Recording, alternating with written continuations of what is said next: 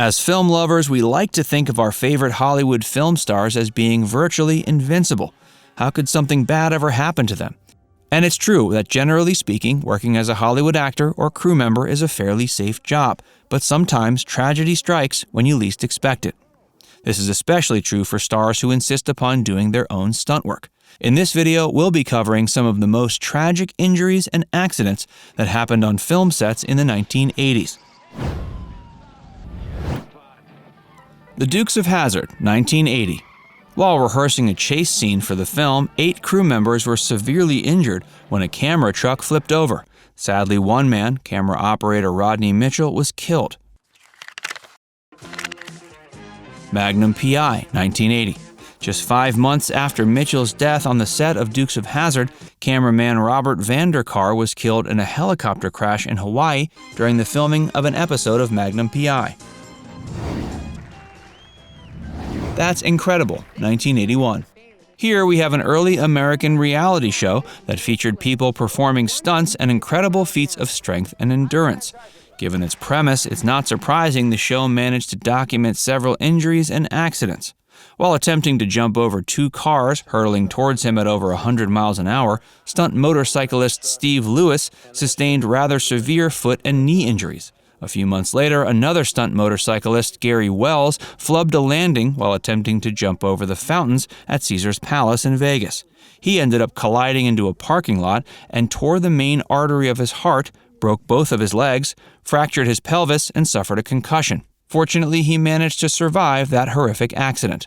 Hey, if you're enjoying this video so far, be sure to give it a like and subscribe to Facts First if you haven't already. And stick around for a lot more Hollywood accidents, mishaps, and gaffes. Das Boot, 1981.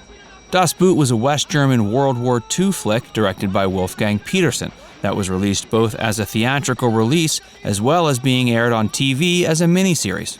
While shooting a scene involving a naval vessel that got caught in a violent storm, actor Jan Fetter slipped and was nearly swept out to sea. Mid-shot, actor Bernd Tauber, who had noticed Fetter was suddenly nowhere to be found, cried out, "Man overboard," jumped into action and helped him get to safety. At first, Petersen didn't realize the incident wasn't intentional and assumed that Jan was improvising. He even suggested they film the scene one more time. Fetter had to be hospitalized after being rescued, and his role had to be partially reworked since he was bedridden for a portion of production. The footage of the accident was ultimately used in the film and is arguably one of the most memorable moments. Raiders of the Lost Ark, 1981.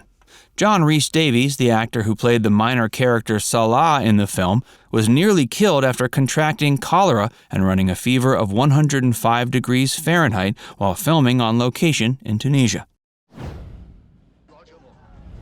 The Cannonball Run, 1981. After being thrown from a vehicle in a crash, stuntwoman Heidi von Beltz was left a quadriplegic. She ended up passing away 35 years after the incident at age 59, which means she was 24 when she sustained the life-changing injury. Roar, 1981. One of the most controversial and infamous films ever made, Roar revolved around a wildlife preservationist whose family comes out to visit him in Africa, only to be greeted by his collection of wild animals, which included lions, tigers, and other big cats.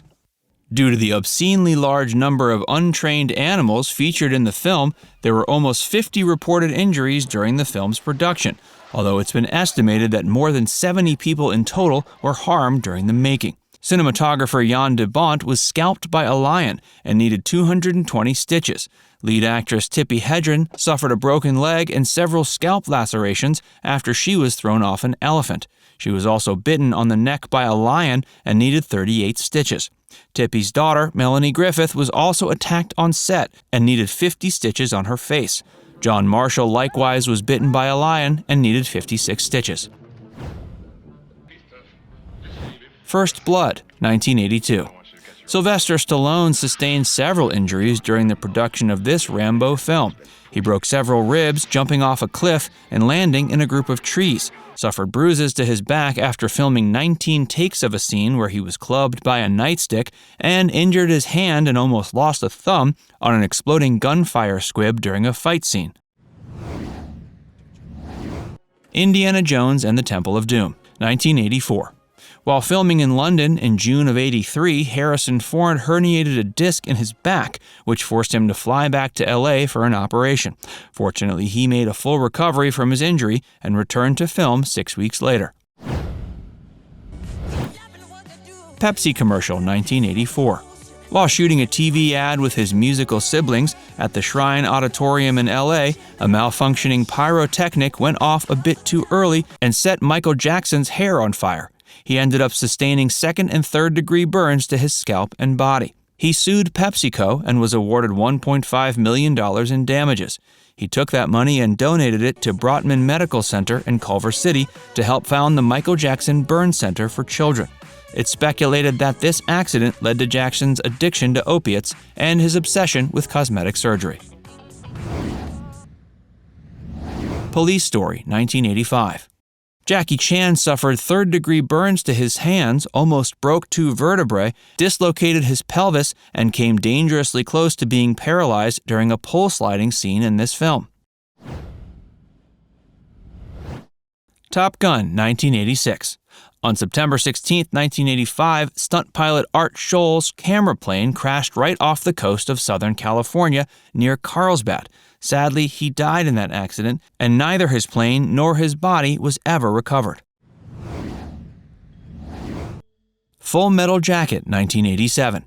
Actor Vincent D'Onofrio intentionally gained a significant amount of weight to prep for portraying an overweight Marine Corps recruit in the film. During filming of a boot camp scene, he twisted his knee, injuring it so severely he needed to have reconstructive surgery. Die Hard, 1988. Bruce Willis was injured after firing a prop gun loaded with extra-loud blanks from underneath a table. He ended up losing approximately 2/3 of his hearing. The Abyss, 1989. Actor Ed Harris almost lost his life while filming an underwater scene in this James Cameron-directed science fiction film. Although he yelled out "cut" when he ran out of air, the film's production team didn't give him oxygen until he had already passed out. The traumatic event was so jarring, Harris had a mental breakdown in his car en route to his place of residence. Following the incident, Harris also reportedly punched James Cameron in the face. The Karate Kid Part 3.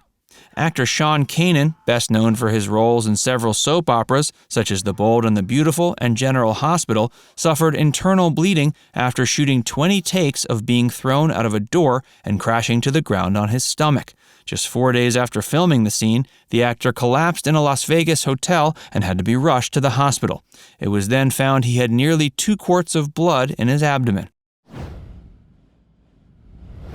The Sword of Tipu Sultan, 1989. While this made-for-TV Indian film is fairly obscure, it's somewhat notorious for the fact that a total of 82 extras and crew members were killed. All those deaths happened when a fire broke out inside the film studio, leaving everyone trapped. To this day, it holds the record for the largest number of on-set deaths in film history. The movie's director and lead actor, Sanjay Khan, sustained severe burns to much of his body and spent more than a year in the hospital recovering.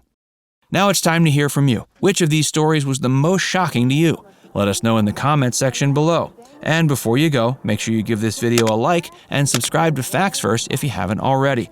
Click the bell icon to stay updated on all our latest content.